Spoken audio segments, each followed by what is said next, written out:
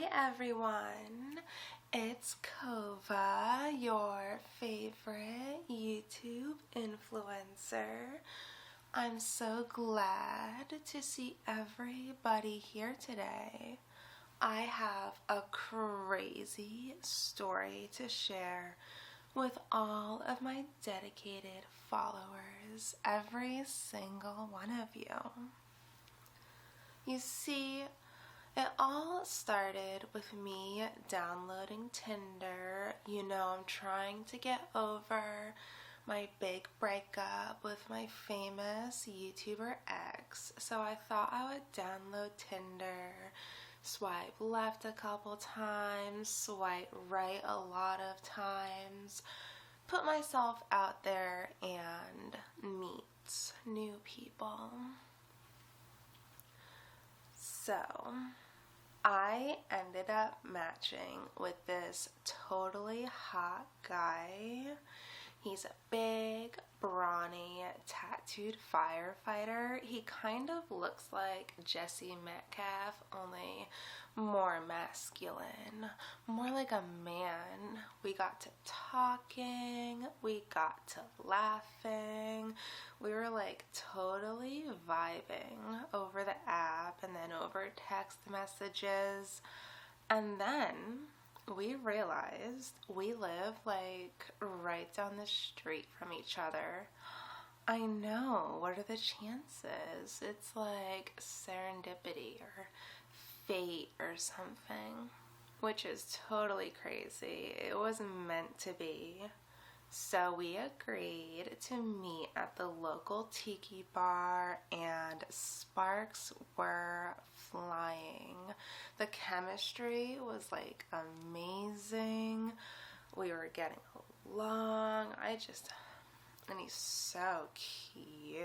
I was smitten from the start. Absolutely obsessed in the first 5 minutes. Adored him. Fast forward to about date 3. He asked if I wanted to do a double date downtown with him and a coworker and the coworker's girlfriend.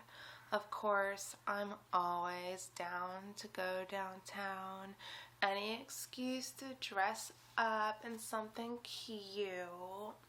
Any excuse to see this hot guy again. He is really smoking.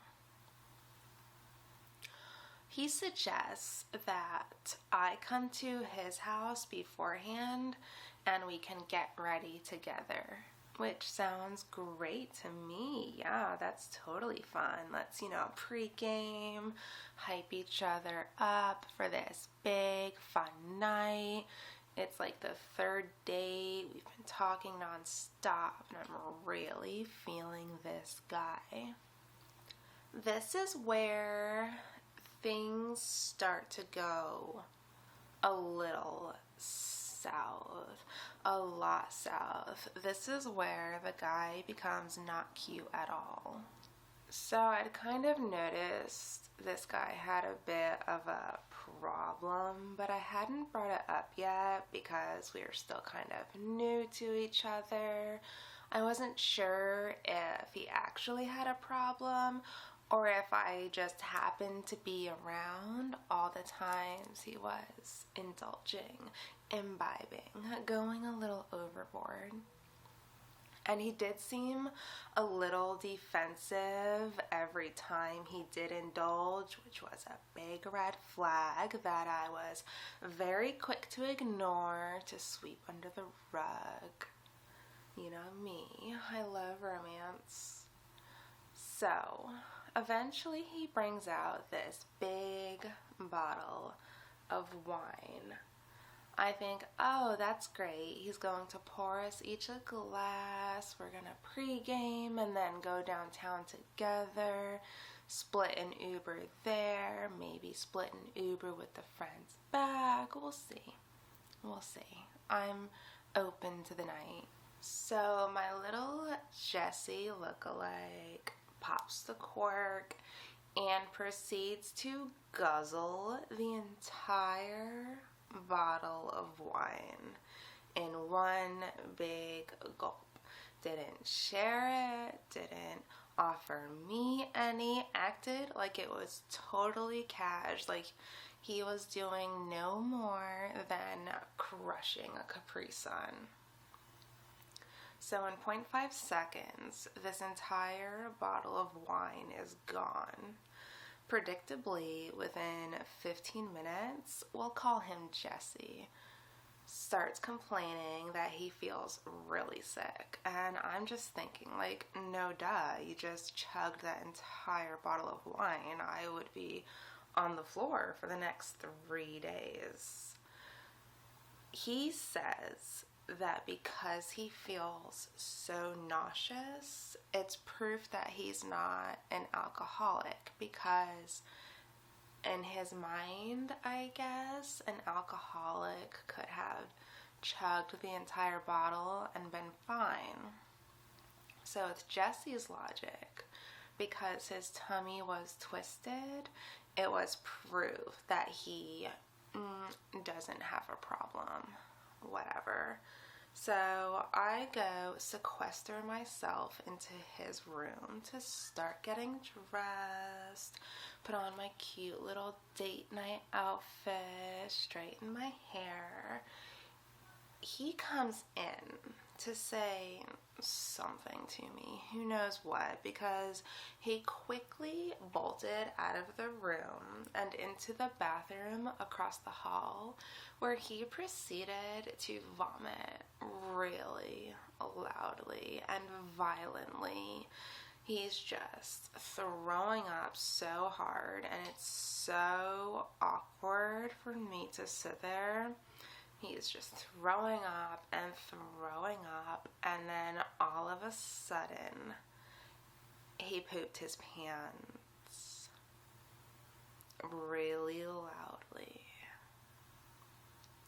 Even louder than the puking.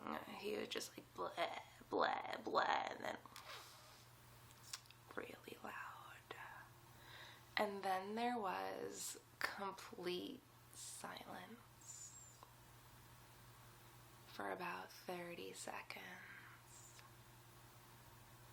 And then there was the sound of him turning the shower on. So at this point, I felt very awkward. I didn't know what to do. I kind of just wanted to get in my car and drive away and just block him on everything, pretend this never happened. So I'm warring with myself. I'm like, well, leaving unannounced is kind of mean, even though he did just puke and poop his pants. Like, that's kind of a deal killer. But then I'm like, he didn't, it's not like he wanted those things to happen, but then he did just chug that whole bottle. I'm just going back and forth in my mind. He gets out of the shower and comes into the room without anything on, not even a towel. And I'm like, oh my god, this is so awkward. Like, you just completely evacuated your body from both ends, and now you're in here without a stitch of clothing on. Like, please get me out of this situation. I feel so weird. But I'm still trying to be friendly, so I'm like, hey buddy, how are you feeling? Did you want to stay home? And he says, yeah, I think we should stay home and just cuddle. And he sits on the bed and kind of like pats it for me to sit next to him. And I'm just kind of like, I'm not really feeling it. And he's starting to sweat pretty heavily now. And he's very obviously inebriated. I just want to leave. I don't want to cuddle. But he pats the bed, and then he scoots over to make room next to him, and then the night got even worse. because when he was in the shower, I guess he didn't clean himself thoroughly, because when he scooted over, he left behind a doo-doo streak on white sheets. There was just a big brown skid mark. Yeah.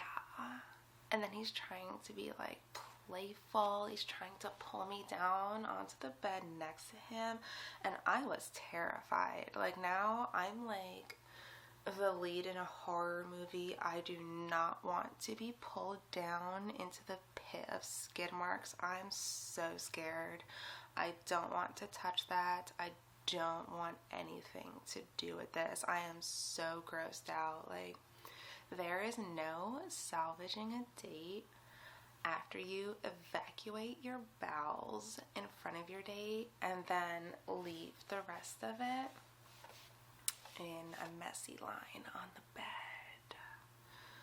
So even though Jesse was really hot and we were getting along super well, I just had to leave. Yeah. And immediately, within 30 seconds of me getting back in my car, the whole group chat knew about doo-doo sheets. It was just really bad. It was really embarrassing for the both of us.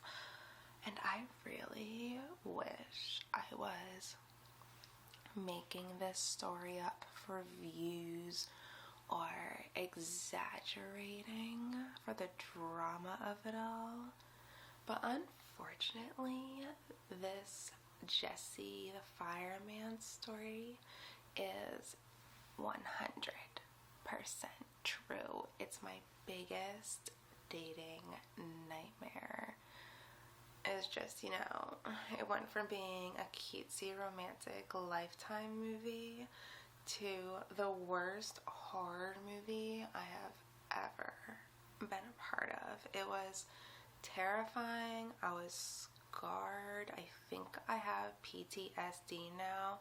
Every time I see a bottle of wine or a toilet, I'm just like, no, not again. And I hear the horrible noises and I can't get over it.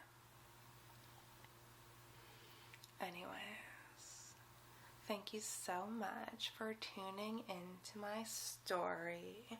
And don't forget the motto of this channel, ABS. Always be subscribing. That's right.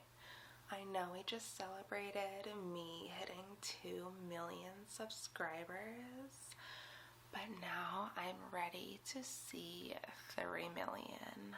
So remember, always be subscribing. ABS. Alright, girlies, I love each and every one of you.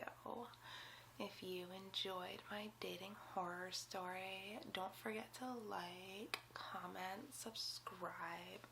And if you really enjoyed it, I have a lot more real life dating horror stories for you, babe.